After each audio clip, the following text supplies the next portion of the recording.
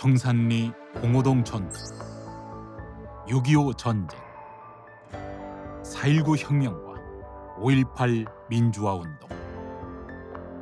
시기와 형태는 다르지만 모두가 국가를 위한 헌신이고 애국의 실천이라는 하나의 가치를 가지고 있다. 특히 올해는 이처럼 소중한 우리 역사의 10주기가 집약된 해로 역사의 주역들에 대한 보훈의 필요성도 더욱 중요해지고 있다. 때문에 단기성 행사가 아닌 체계적인 보훈 시스템을 구축하기 위해 다양한 시도가 진행되고 있다. 보훈 가족과 국민들이 피부로 느끼고 이를 통해 나라 사랑의 마음을 가질 수 있도록 만들겠다는 것. 이를 위해 먼저 보훈 정책을 이끌어가는 국가보훈처는 정책 조직으로의 변화를 시도하고 있다. 직원들의 생각 변화부터 국가보훈위원회의 자문 기능과 외부 기관의 보훈 정책 연구, 민간 차원의 정책 재현 등을 통해 보훈 정책 싱크탱크 기능을 확대하겠다는 계획이다. 또한 올해 예정된 각종 보훈 행사에 국민들이 적극 참여토록 해 국민 통합과 화합의 기회로 만들겠다는 것.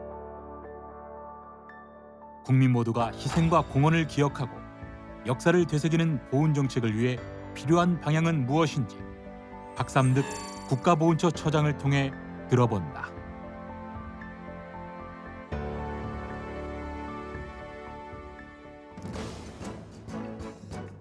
여러분 안녕하십니까? 최일구의 정말 진행을 맡은 최일구입니다. 역사를 잊은 민족에게 미래는 없다고 하죠. 역사를 기억한다는 것은 역사 속에서 희생하고 공헌한 이들을 기억하고 또 제대로 예우한다는 의미이기도 합니다. 역사적 사건에 대한 평가, 역사적 인물에 대한 평가, 우리 사회는 이를 두고 갈등을 빚기도 합니다. 역사적 사건을 제대로 평가하고 희생하고 공헌한 이들을 제대로 예우하면서 갈등을 줄이는 것이 바로 보훈 정책이죠. 오늘은 이에 대해서 자세히 살펴보도록 하겠습니다. 국가보훈처 박삼득 처장 나오셨습니다. 안녕하세요. 안녕하세요. 네. 자, 35년 동안 이제 군의 일을 쭉 해오셨고요. 작년 8월에 이제 국가보훈처장 이제 임명이 되셨어요. 네. 그래서 이 문재인 대통령이 임명하면서 장관급으로 이제 격상을 시켰다. 네. 어떤 의미가 있습니까? 네. 보훈에 대해서 문재인 대통령께서는 굉장히 국가 기능 중에서 중요한 부분이라고 이렇게 생각을 하셨고, 그래서 그 이전 정부에서 차관급으로 되어 있던 부분을 장관급으로 격상을 시켰는데, 이것은 타 부처와의 어떤 그런 균형적인 측면에서도 의미가 있고, 또 네. 저희 자체적으로도 규모가 확대가 되고 또 저희 직원들의 어떤 자긍심도 많이 높아졌다고 볼 수 있습니다. 알겠습니다. 자, 올해 이제 2020년입니다. 이제 작년에 2019년은 이제 3.1운동 임시정부 수립 100주년을 맞은 해였는데, 작년에는 이제 방송에서도 관련한 이제 프로그램들도 많이 하고 기획들도 많이 하고 그랬는데, 자, 지난해 보훈처에서도 많은 기념 사업들을 추진하셨죠? 네. 저희 보훈의 최종 목표가 우리 국민들, 특히 자라나는 세대들에게 나라 사랑하는 마음을 갖게 하는 것, 이것이 저희 보훈의 최종 목표라고 저는 생각을 합니다. 나라 사랑하게 만든다. 나라 사랑하는 마음을 갖게 하는 것. 그러니까 우리 나라를 위해 희생하고 헌신하신 분들에게 보답하는 것이 국가의 도리인데, 그렇게 하는 것은 그분들에 대한 국가 차원의 보상이기도 하면서, 그리고 우리 자라나는 세대들은 그것을 보면서 나도 저런 마음을 가져야 되겠다 하는 그런 마음을 갖게 하는 것이 굉장히 큰 의미가 있다고 그렇죠. 보여지죠. 어린 세대들이 국가에서 국가 유공자들에게 어떤 보훈 정책을 할 때 네. 나도 나라를 위해서 희생을 하면 저런 대우를 받겠구나. 그렇죠. 예. 네. 그런 것을 하는 일이 바로 국가보훈처입니다. 네. 네. 작년에 또 여러 가지 행사들이 있지 않았습니까? 그렇죠. 예, 소개를 몇 가지 좀 해주신다면. 예. 그래서 이제 그 3.1 운동 100주년, 임시정부 수립 100주년, 이것이 이제 우리 20세기 역사에 차지하는 비중이라는 것은 굉장히 큰 거죠. 예. 그래서 이를 100주년이 돼서 그 의미 있는 많은 행사를 했습니다. 아까 말씀드린 대로 국민들에게 그 부분은 나라 사랑을 갖게 하기 위해서. 그래서 가장 큰 그 두 가지를 말씀을 드리면 대한민국 임시정부 수립 100주년 기념식을 국민과 함께 열린 문화 행사로 굉장히 크게 이렇게 거행을 했었고 또 한 가지는 독립의 횃불 전국 릴레이를 네. 100주년이니까 100곳의 장소에서 거기서 우리 국민들이 많은 국민들이 같이 참여해서 아주 릴레이 행사로 이렇게 예. 해서 저도 의미 있게 그 진행을 했습니다. 화면에서 본 것 같아요. 네. 그래서 이런 여러 사업들을 통해서 우리 선열들이 읽어왔던 우리 국난 극복의 역사 이런 부분들을 함께 공유하는 그런 의미 있는 시간들을 가졌고 네. 제가 이 자리를 빌어서 그때 많은 국민들이 참여해 주셨는데 그 참여해 주신 분들께 다시 한번 감사의 말씀을 드리고 싶고 예. 그리고 앞으로도 그런 행사들이 저희가 많이 할 겁니다. 앞으로도 적극적으로 참여해 주십사 하는 그런 당부의 말씀도 이 자리를 빌어서 말씀드리고 싶습니다. 그 제가 옛날에 취재차 미국 로스앤젤레스를 한번 갔더니요. 그 베테랑들, 네. 예비역들, 또 상위 군인들 네. 그런 이 장소가 건물이 아주 번듯하게 차려져 있고 네. 아주 자랑스럽게 이제 군복을 입고 다니는 그런 모습도 보고 네. 미국 하면은 역시 이 나라를 위해서 희생한 군인들을 위해서 모든 걸 다 책임져 주는 나라구나 이런 걸 네. 다시 한번 절감하게 됐는데 네. 앞으로 이제 우리 국가보훈처도 이제 네. 그런 역할을 많이 해주실 거라고 보고 네. 작년에 사업 중에 왜 그 충칭 한국 광복군 총사령부 네. 그다음에 하얼빈역 안중근 의사 기념관 네. 이것도 재개건하고 그러지 않으셨어요? 맞습니다. 네. 그 외에도 지금 말씀하신 두 가지 외에도 러시아 최재형 기념관 이 부분도 작년 3월 달에 네. 같이 다 개관을 했고 많은 기능 시설물도 저희가 재개관하거나 새로 설립하거나 이런 많이 있었습니다. 예. 네. 알겠습니다. 작년에 사업 활동 좀 들어봤고요. 최근에 그리고 이제 처장님께서 취임 후에 이제 대통령 업무 보고를 이제 하셨다고 들었는데 업무 보고 이전에 주요 언론 인터뷰를 보면 말이죠. 네. 보훈처가 정책 중심의 부처로 곧 네. 태어나야 된다. 이런 걸 강조하셨다고 그러는데 이번 업무 보고 준비하시면서 앞으로 국가보훈처가 어떻게 변화돼야 된다고 보십니까? 네.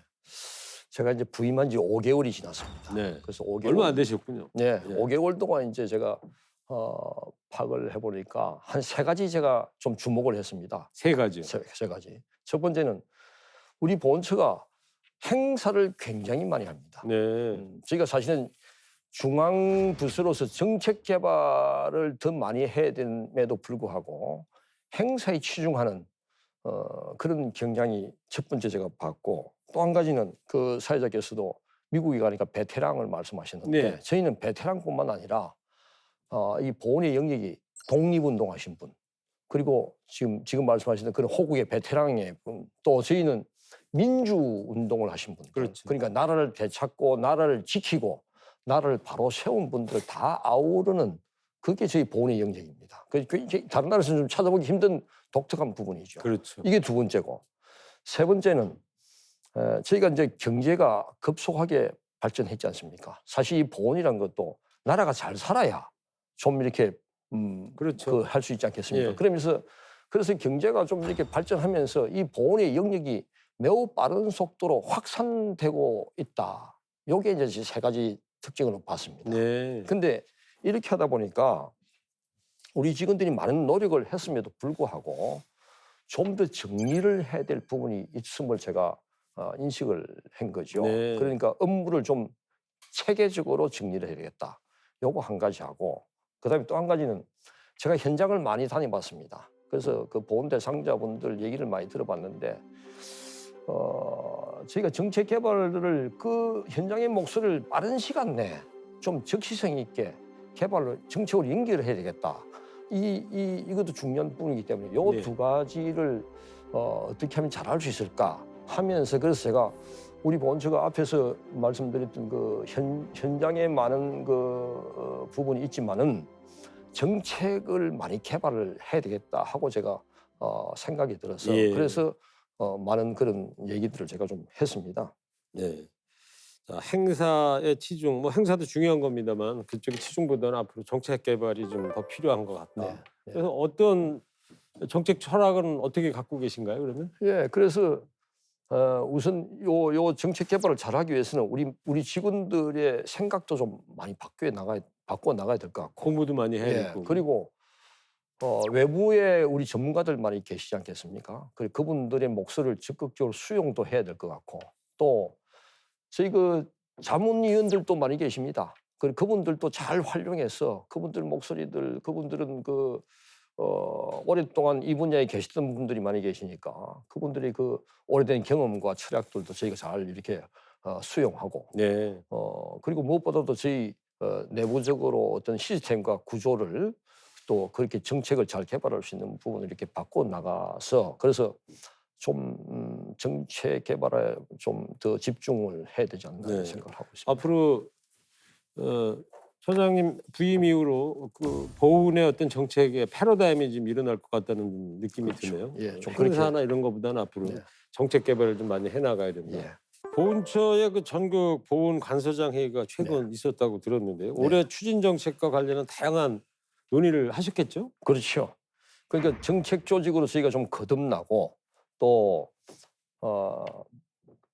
국민들이 체감할 수 있는 그런 정책이 그냥 우리만 이해하는 그들만 이르기가 아니라, 아, 그게 제일 중요해요. 예, 국민이 체감할 수 있다. 체감하는 그런 성과를 창출해내기 위해서는 우리 리더들이 좀 더 그런 면에서 현장과 가까워지고 또 선도하는 어떤 그런 자세가 필요하다고 저는 보고, 그래서 지난 17일 날 우리 본부의 간부들, 그리고 또 전국의 관서장들, 기관장들 다 이렇게 제가 좀 모아서 예. 그런 부분들을 강조를 하고, 무엇보다도 우리 리더들이 좀 솔선수범하자, 주도적으로 좀 끌어나가자, 그렇게 좀 호소를 했고, 우리 기관장들도 많이 호응을 이렇게 했다고 저는 판단하고 있습니다. 예. 알겠습니다. 그 처장님 뭐 워낙 군인의 길을 평생 걸어오신 분이라 그런지 말씀하실 때도 약간 시간에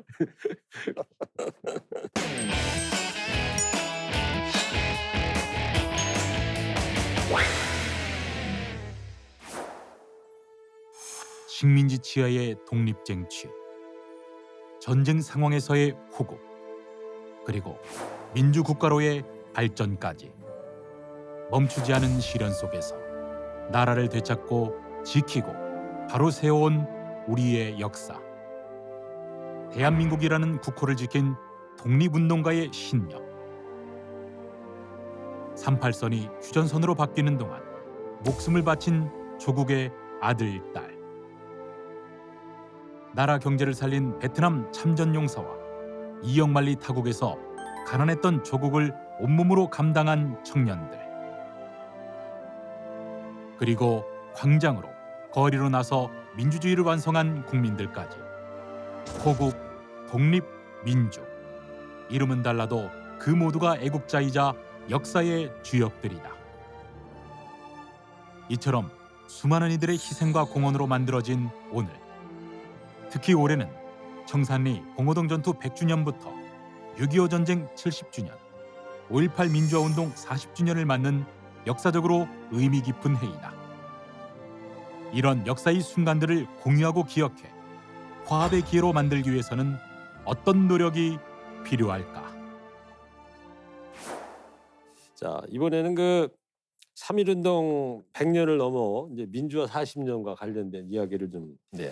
여쭈려고 그러는데, 네. 작년 못지않게 이제 올해도 이 숫자상으로 말이죠. 네. 이 꺾는 예. 해가 좀 많이 있어요.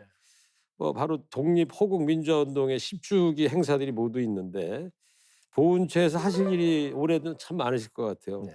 각오 또한 남다르실 것 같은데 어떻습니까? 네, 그래서 우선 그 말씀을 드리면 올해가 청산리 봉오동 전투 100주년, 그렇죠. 네, 그리고 6.25 전쟁 발발 70주년, 그러네요. 네, 그리고 4.19 혁명 60주년, 60년. 예, 네, 그리고 5.18 광주 민주화운동 40주년. 그러네요. 굉장히 의미 있는 해가 되겠죠. 저에게도 의미가 좀 있습니다. 제가 그렇습니까? 4.19 일어나던 해 태어났고요. 네, 올해가 네. 또 경자년 네. 아닙니까? 그렇죠. 예. 그래서 저희가 사실은 이제 우리 본처가 이런 의미 있는 날이 많기 때문에 굉장히 바빠질 거라고 네. 생각합니다. 네. 근데 저희는 이런 의미 있는 해에 나라를 되찾고 나라를 지키고 나라를 바로 세운 그 소중한 역사를 우리 국민들에게 널리 알리는 그런 좋은 네. 기회다 이렇게 생각을 하고 준비하려고 하고 있습니다. 알겠습니다. 네. 작년이 그러니까 임시정부 수립 100주년, 3.1운동 100주년이었다면 네. 올해는 그야말로 이 독립과 민주화에 이 방점을 찍어야 될 한 해가 되지 않을까 싶은데 관련해서 청산리 봉오동 전투 이제 100주년, 1920년이었죠. 어떤 준비를 올해 하고 계십니까?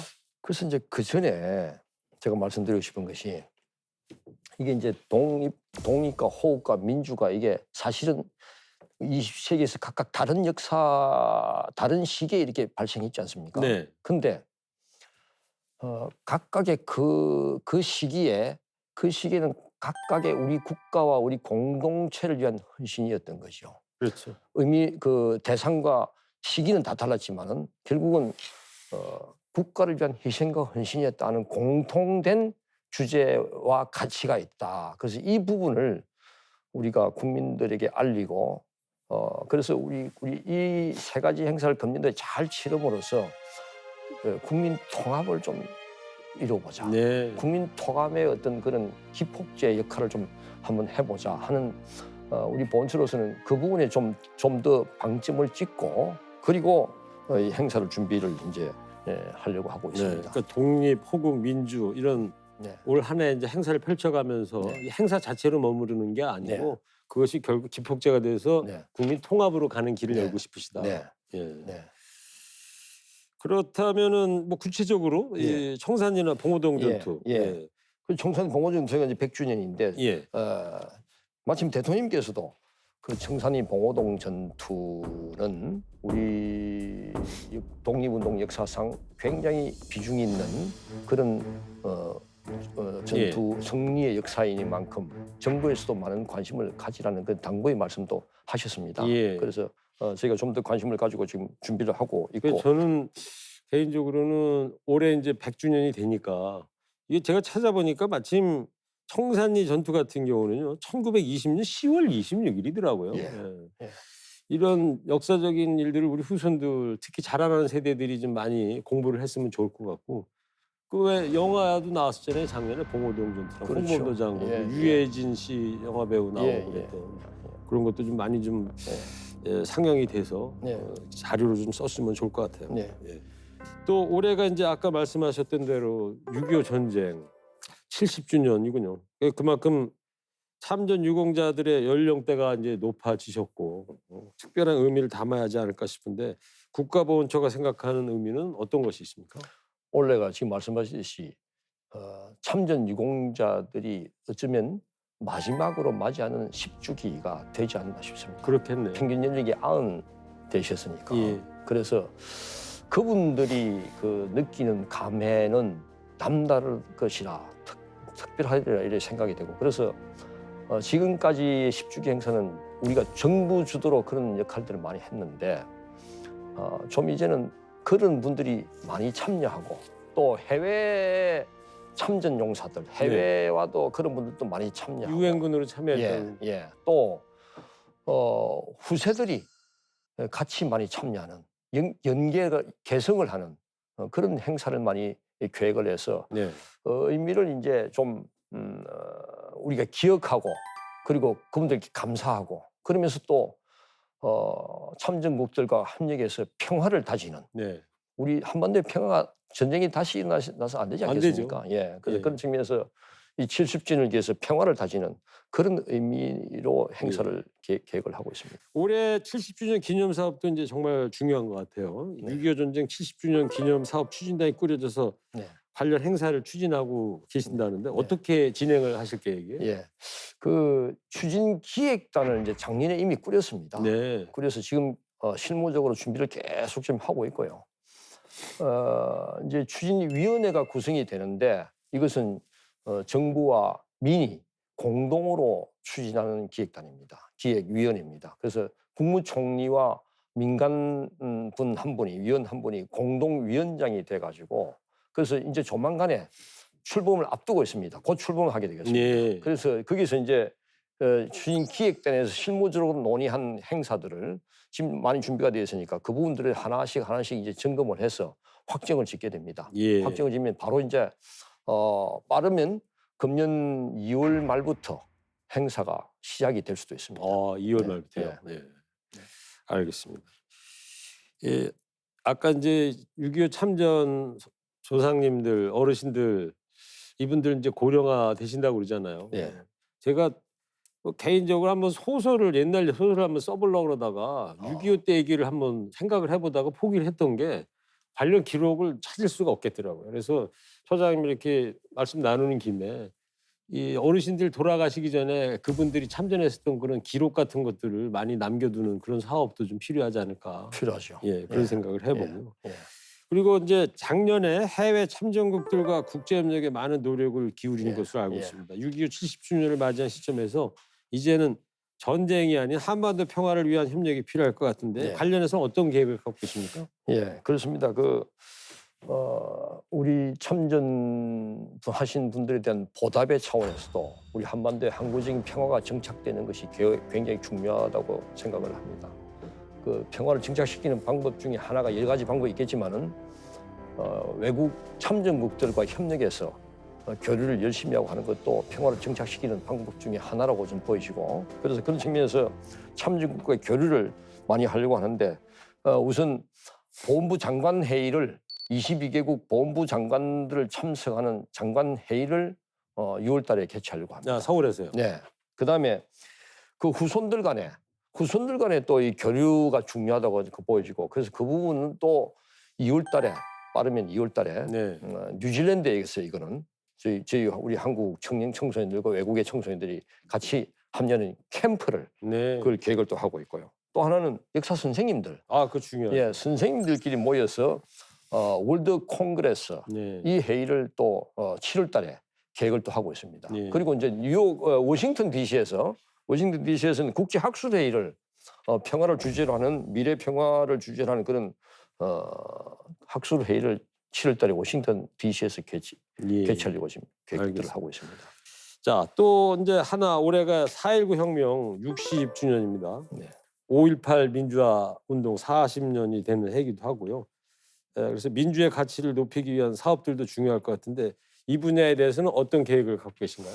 4.19뿐만 있는 것이 아니고 2.28부터 그리고 3월 8일 대전에서 또 3월 15일 마산에서 계속 연결이 됩니다. 예. 그래서 2월 28일 대구에서 역사의 흐름을 쭉 따라가거든요. 그렇죠. 그러면. 그 4.19라는 것이 그렇게 2월 28일 대구에서 3월 8일 대전에서 3월 15일 마산에서 이렇게 계속 연결돼가지고 결국은 4월 19일에 크게 이렇게 촉발된 그런 네. 것이기 때문에 그런 행사를 연결해서 계속 이렇게 하는데, 그런 각각의 행사를 의미 있는 장소에서 의미 있게 각각 진행토록 그렇게 합니다. 예. 하면서 아까 말씀드린 그런 가치가 하나니까 나라를 위한 희생, 이 가치를 전달토록 그렇게 하고, 그리고 이 매우 중요한 것이 하나가 시민들이 많이 참여하는 것이 굉장히 중요하고, 그리고 또 민간 주도의 그런 다양한 기념 행사와 문화예술 사업들을 통해서 국민들에게 잘 전달하려고 이렇게 노력을 하고 있습니다. 네, 알겠습니다. 제가 이름이 19가 된 이유가요. 제가 60년 4.19 일어나던 해에 11월에 태어나서 제 할아버지가 19라고 이름을 지었대요. 진짜 그렇습니까? 예, 진짜. 네. 말 나온 김에 우리 처장님은 이름 갖고 이러는 건 아닙니다만 석삼자에 얻을 득자 쓰시던데 무슨 뜻이세요? 셋째 아들입니다. 그래서요?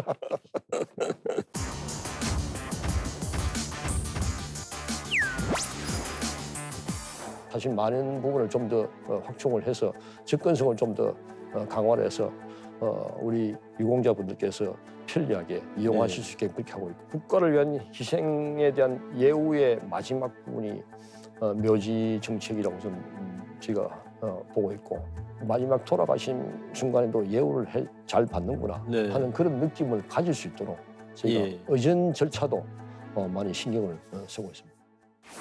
나라 지키고 민주화 발전시키는 과정에서 뭐 희생 공헌한 분들 많으시죠. 네. 이들을 제대로 예우하는 게 이제 네. 바로 이제 보훈 정책일 거고 이제 국가의 통합의 길이기도 할 텐데 지난 2015년 뭐 시청자분들 다 기억하시겠습니다만 목함질의 폭발 사고로 큰 부상당한 하지연 중사가 어렵게 전상 판정을 받은 과정을 많은 분들이 기억하고 있지 않습니까? 이후에 이제 보훈 심사 체계 개편을 위해서도 많은 노력을 기울이실 계획이라고 들었습니다. 어떤 변화가 일어날까요? 네. 정말 그 하지연 중사 건으로 인해서 저희 보훈처가 국민들로부터 정말 따가운 질책을 많이 받았습니다. 예. 네, 그래서 저희가 정말 심기일전해서 잘 하자 하는 그런 다짐이 기회도 저희 가졌었고요. 그래서 우선 그 저희가 그 시행령 법령의 관계 기관은 불일치로 발생했던 그런 문제이기 때문에 소통의 부재였나요? 그렇죠. 그래서 그 협의를 해가지고 지금 법령 개정 중에 있습니다. 이미 법령이 입법이 예고돼 있는 그런 상태고 조만간에 금년 뭐 한 상반기 이내에 그 부분은 완료가 될 것으로 그렇게 보여지고요. 네. 보훈 심사 체계도 이제 이번 기회에 좀 바꿔 나가자, 개선해 나가자 이렇게 하고 있는데 그래서 우선 전자심의제를 저희가 도입을 합니다. 전자심의제. 예. 그래서 효율성을 좀 높이고요. 또 한 가지는 보훈심사위원회 위원들을 그 구성원을 좀 다양하게 해서 전문성을 좀 더 높이려고 합니다. 예. 예를 들면 지금은 지금은 주로 어떻게 전문성을 높입니까? 의사와 변호사들이 많이 이렇게 있는데 네. 좀 더 다양한 직군들, 그 많은 경험을 가진 그런 분들이 있으면 어떤 여러 가지 그 사건의 그 개요가 다양한 그런 사건들이 있으니까 그 관련된 여러 분야의 그 해당되는 분야의 분들이 많이 모시고 하면은 좀 더 심의를 좀 더 전문적으로 할 수 있지 않겠나. 다각도를 이렇게 그렇죠. 심사를 할 수 있으니까. 그렇죠. 예. 예. 그런 그게 하나 있고 그다음에 시민 참여 제도를 좀 법제화해서 예. 어떤 공정성 측면에서 좀 더 보장을 하려고 그런 네. 생각을 하고 있습니다. 알겠습니다. 네. 또 보훈 가족들 의료 요양 시설 확충과 서비스 개선도 이제 네. 이게 아주 중요한 문제일 것 네. 같은데요. 네. 어떤 부분들이 올해 좀 개선이 됩니까? 네, 아까 사회자께서 고령화 말씀하셨는데 사실 이 의료 안장 이 부분이 핵심 부분이 되겠습니다. 그래서 우선 인프라를 많이 확충을 하고 있습니다. 네. 우선 작년도에 광주와 부산 보훈병원의 재활센터 연세가 많아지시니까 이 재활센터를 확충을 지금 진행 중에 있고요. 예. 그다음에 치과병원이 좀 더 많이 그 수요가 많이 늘었습니다. 그렇죠. 그래서 치과 중요하죠. 중앙보훈병원의 치과병원을 금년에 착공을 해서 22년도에 개원을 하게 되겠습니다. 22년에. 네. 또 그 보훈 요양원이 있습니다. 보훈 요양원이 전국에 6개소가 있는데 금년도에는 강원권에 보훈 요양원을 금년에 개원을 합니다. 네. 예, 이게 있고 위탁병원이 많이 있습니다. 저희가 보훈병원이 전국에 6개소가 있는데 예. 이 고령화 되시니까 접근성이 떨어지는 거죠. 그렇죠. 그래서 좀 더 가까이에 민간병원을 저희가 협약을 맺어서 치료를 받게 하는 이것이 위탁병원이라고 하는데 네. 그것이 지금 현재 전국에 320개소가 있는데 금년도에 한 100여 개소를 더 늘리려고 확충하신다. 확충을 예. 320개에서 100개니까 사실 많은 부분을 좀 더 확충을 해서 접근성을 좀 더 잘 강화를 해서 우리 유공자분들께서 편리하게 이용하실 네. 수 있게 그렇게 하고 있고. 그거 상당히 참 중요한 것 같습니다. 네.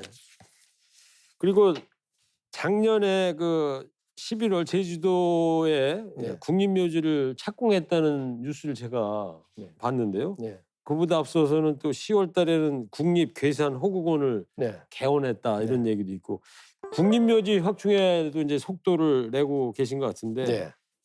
그 배경은 뭐고 올해도 계속 확충 작업은 이루어지는가요? 그렇습니다. 그 국가를 위한 희생에 대한 예우의 마지막 부분이 묘지 정책이라고 좀 저희가 보고 있고 그래서 현재 저희가 판단하고 있는 국립묘지 안장 대상자분들이 한 40여만 분으로 보고 있습니다.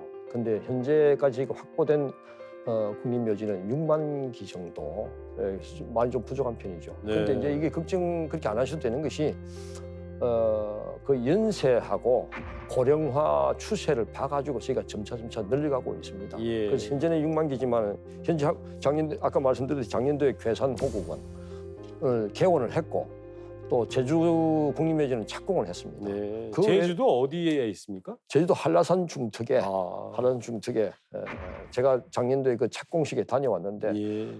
특히 제주도는 좀 말씀하셨으니까 자연 친화적으로 그러니까 세계 유네스코 문화유산 자연유산 보호구역이니까 예. 굉장히 그 개발하는데 어려움이 좀 있습니다. 그러면은 남쪽 바다를 향하게 돼 있나요? 어디 북쪽 제주시를 향해서. 그렇죠. 또 한 가지 제가 말씀드리고 싶은 것은 안장 예식도 안장 의전의 절차도 제가 정성을 다해서 모시려고 하고 있습니다. 예. 그래서 마지막 가시는 분들께 정말 국가가 마지막 예우를 잘 해드림으로써 본인의 자긍심은 물론이고 후손들이 그렇죠. 예, 우리 할아버지께서 정말 나를 위해서 이렇게 헌신하셨으니까 국가가 이렇게 예우 마지막 돌아가신 순간에도 예우를 잘 받는구나 네. 하는 그런 느낌을 가질 수 있도록 저희가 예. 의전 절차도 많이 신경을 쓰고 있습니다. 알겠습니다.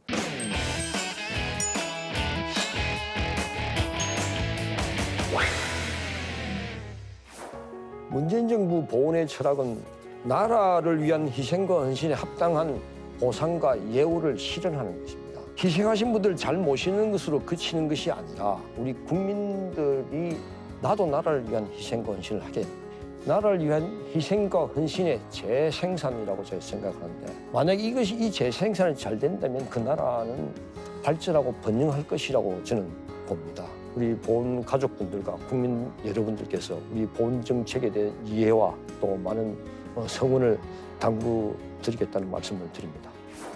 또 작년부터 국가유공자 명패 달아드리기 사업을 추진했다고 하는데 올해는 대상자가 더 확대가 됩니까? 네, 이 국가유공자 명패 사업은 문재인 대통령께서 국가유공자를 존경하는 마음으로 우리 이웃들과 함께 나누자. 문 앞에다가 명패 단다 그렇죠. 그거죠? 그렇죠.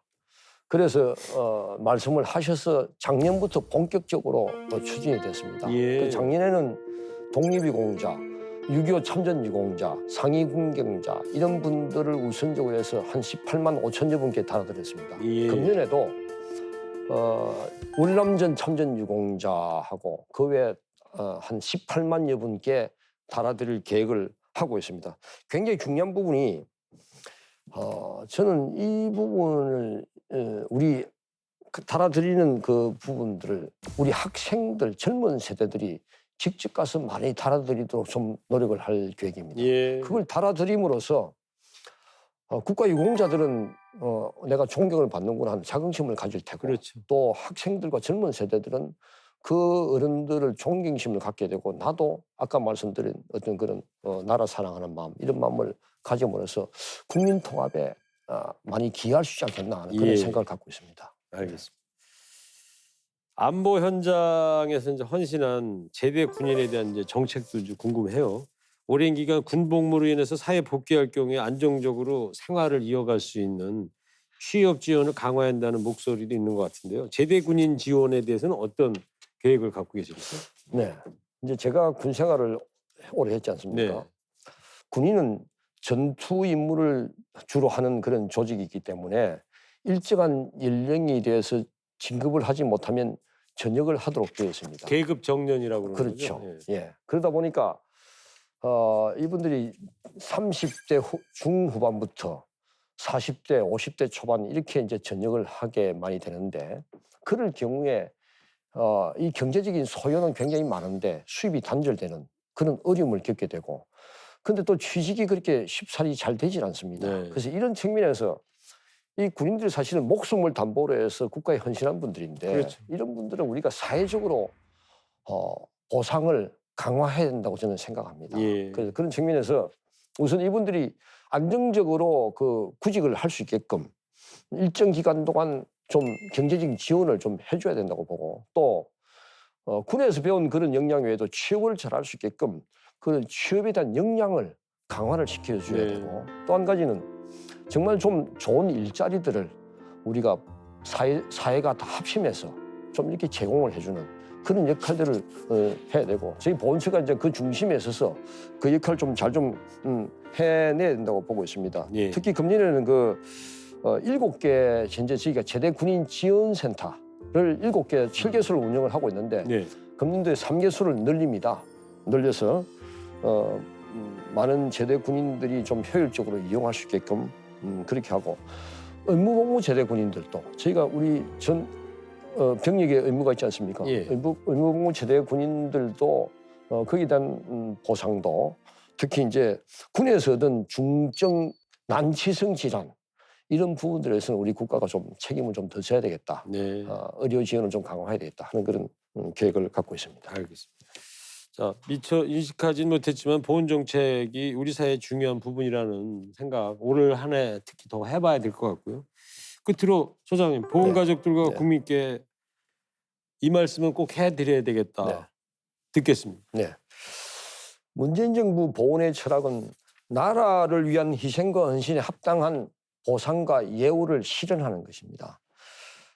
이 철학은 희생하신 분들 잘 모시는 것으로 그치는 것이 아니라 우리 국민들이 나도 나라를 위한 희생과 헌신을 하겠다. 그러니까 나라를 위한 희생과 헌신의 재생산이라고 제가 생각하는데 이것을 하는 것이 중요하고 만약에 이것이 이 재생산이 잘 된다면 그 나라는 발전하고 번영할 것이라고 저는 봅니다. 그래서 그 재생산의 중심에 저희 보훈처가 역할을 잘 해야 되겠다 하는 생각을 갖고요. 특히 금년도에는 그중에서도 국민 통합 그리고 국가 책임 강화 이 두 가지를 좀 중점적으로 저희가 보훈처가 좀 이렇게 해 나가려고 하고 그래서 금년도에 서두에 말씀드렸듯이 독립호국민주의 10주기 행사가 있으니까 이 10주기 행사를 잘 치름으로써 국민 통합을 이뤄 나가고 그리고 보훈 대상자의 고령화 등 사회 여건과 우리 경제 수준 등을 고려해서 국민과 보훈 대상자들이 직접 체감할 수 있는 그런 여러 보훈 정책들을 잘 개발해서 국가 책임 강화를 좀 실현해 보겠다 하는 그런 말씀을 드리고 그래서 우리 보훈 가족분들과 국민 여러분들께서 우리 보훈 정책에 대한 이해와 또 많은 성원을 당부드리겠다는 말씀을 드립니다. 네. 감사합니다. 보훈 가족 이 방송 보신 분들 다들 믿음직하다 이런 생각 가지셨을 것 같아요. 예비역 중장이시고요. 35년 군인의 길을 나서셔서 그런지 여전히 민간인이 되셨지만 여전히 군인 같으신 박삼득 국가보훈처 처장과 이야기 나눴습니다. 오늘 나와주셔서 감사합니다. 네. 감사합니다. 네, 나라를 위해 일한 분들을 제대로 평가하고 제대로 예우하는 것은 어떤 면에서 역사를 바로 세우는 것이기도 합니다. 올해는 우리 역사의 주요 사건들이 10년 단위의 주요 계기가 되는 해입니다.